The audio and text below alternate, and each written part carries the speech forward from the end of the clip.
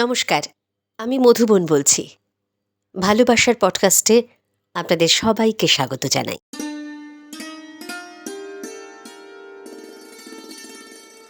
আমরা যখন অনেক সময় হাঁপিয়ে যাই, ক্লান্তি আসে আমাদের সারা শরীরে মনে, তখন আমরা একটু জিরোতে চাই, তাই না? তো এমন একটা গাছ, যে গাছের নিচে একটু হালকা রোদ এসে পড়বে, ফিনফিনে পাতাগুলো ঝিলমিল করবে চারিদিকে, চারিদিকে একটু হাওয়া বইবে, মাঝে মাঝে একটা দুটো শুকনো পাতা ঘুরে ঘুরে কাঁপতে কাঁপতে নিচে নেমে আসবে, এবং পাখি, অনেক অনেক পাখি এসে বসবে সেই গাছটাতে, যেন ওটা ওদেরই বাসা। এরকম একটা বড় গাছতলা, যেটা শান্তির জায়গা। পাখির শব্দ শুনতে শুনতে সেই গাছের নিচে আপনি একটু বসবেন, একটু জিরিয়ে নেবেন, আর গাছটার নিচে রৌদ্র খেলা করে বেড়াবে, তাই না? মনে হবে যেন এই গাছটাকেই আমি তো চেয়েছিলাম।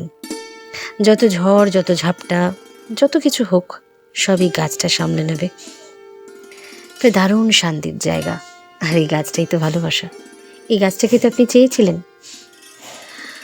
সেরকমভাবে এমন কিছু কিছু মানুষ আমাদের জীবনে চলে আসে, এই ঠিক গাছের মতন আমাদেরকে আগলে রাখে, ভালোবাসে। কিছু বলার আগে তারা বুঝতে পেরে যায় যে আমি কি চাইছি বা আমরা কি চাইছি, তাই না? যাকে আপনি চাইছেন, চাওয়া মাত্রই সে বুঝতে পেরে যাচ্ছে, আপনার কাছে চলে আসছে। হয়তো কোনো পত্র আসছে, হয়তো কোনো মেসেজ ঢুকছে, নিয়মিতভাবে বা অনিয়মিতভাবে আসছে, বা যাকে আপনি দেখার জন্য অপেক্ষা করছেন, আপনি জানেন সেই অপেক্ষার ফল খুব মিষ্টি হবে, সে ঠিক আসবে।